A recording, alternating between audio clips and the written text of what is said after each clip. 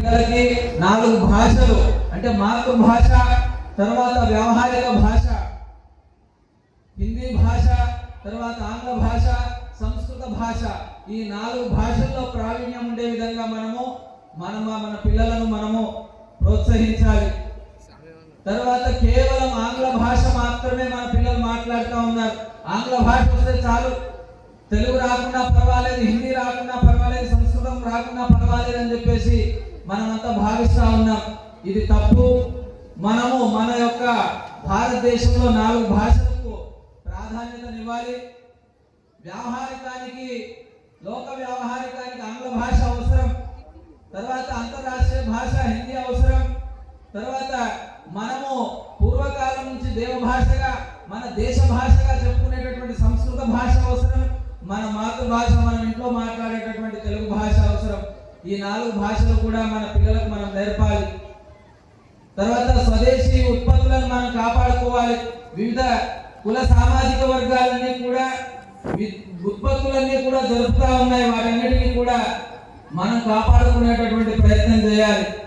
మన దేశంలో ఏవైతే ఉత్పత్తులు కొనసాగుతున్నాయో వాటన్నిటిని మనము స్వీకరించాలి. వాటిని ప్రేమతో మనం కొని వాటిని ఉపయోగించుకునేటువంటి ప్రయత్నం చేయాలి. తద్వారా వివిధ సామాజిక వర్గాలన్నీ కూడా ఉన్నత స్థితిలో ఉంటాయి. తద్వారా దేశం బాగుంటుంది. కాబట్టి మన దేశంలో వివిధ సామాజిక వర్గాలు ఉత్పత్తి చేసేటటువంటి చేనేత కావచ్చు, కుండలు కావచ్చు, వివిధ లోహ పరికరాలు, శిల్పాలు కావచ్చు, ఇవన్నిటినీ కూడా మనము మన స్వదేశీ వస్తువులు మనం వాడుతూ ఉండాలి. ఇవి వాడినప్పుడే దేశమంతా కూడా సుభిక్షంగా ఉంటుంది. దేశమంతా కూడా చాలా చక్కగా పచ్చగా కలకలలాడుతూ ఉంటుంది. తర్వాత మనమంతా కూడా మన భారతీయ చట్టాలను, మన యొక్క భారతీయత సంబంధించినటువంటి భారతదేశం యొక్క గౌరవాన్ని ఇనుమడింపజేసేటటువంటి సంస్కృతి మనం గౌరవింప చేసుకోవాలి. భారతీయ చట్టాలను మనం గౌరవింపజేసుకోవాలి. భారతదేశంలో ఏవైతే సంస్కృతి సామాజికత ఉందో దాన్నంతా కూడా మనం కాపాడుకునేటటువంటి ప్రయత్నం చేయాలి. చాలా మంది బయటికి వెళ్తుండేటప్పుడు హెల్మెట్ నా యొక్క రక్షణ నాకెందుకులే అనేటటువంటి ధోరణిలో వాళ్ళంతా ప్రవర్తిస్తూ ఉంటారు. హెల్మెట్ పెట్టుకునేటువంటి ప్రయత్నం మనం చేయాలి. ప్రభుత్వాలే చెప్పడం కాదు, మనం కూడా మన యొక్క స్వీయ రక్షణ అవసరం. హెల్మెట్ పెట్టుకోవాలి. ప్రభుత్వానికి యథోచితంగా ఇంటి ట్యాక్స్ ఇట్లాంటివి, కరెంటు బిల్లు ఇవన్నీ కూడా మనం కట్టాలి. నేను ఒక్కరిని కట్టకపోతే ఏమవుతుంది అనేటటువంటి ధోరణి మనం ప్రవర్తించకూడదు.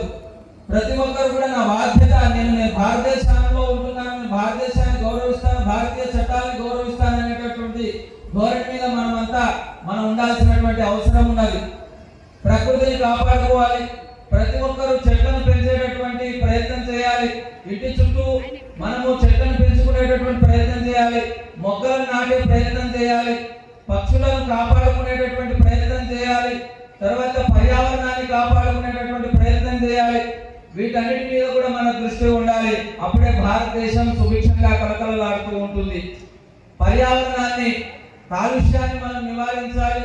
ప్లాస్టిక్ ఏదైతే ఉందో మనం బజార్లోకి వెళ్ళేటప్పుడు మన ఇంట్లో ఉండే ఒక సంచిని తీసుకొని వెళ్తే అక్కడ ప్లాస్టిక్ కవర్ మిగిలిపోతుంది. వాడు ఇచ్చేటటువంటి అవసరం ఉండదు. కాబట్టి మనం పూర్వకాలంలో ఉండేవి, మన ఇళ్లలో సంచులు ఉండేవి, అవన్నీ మనం మర్చిపోయినాం. సంచి అనేటువంటి తీసిపోయేటటువంటి క్యారీ బ్యాగ్ అనేటటువంటిది మనం మర్చిపోతున్నాం.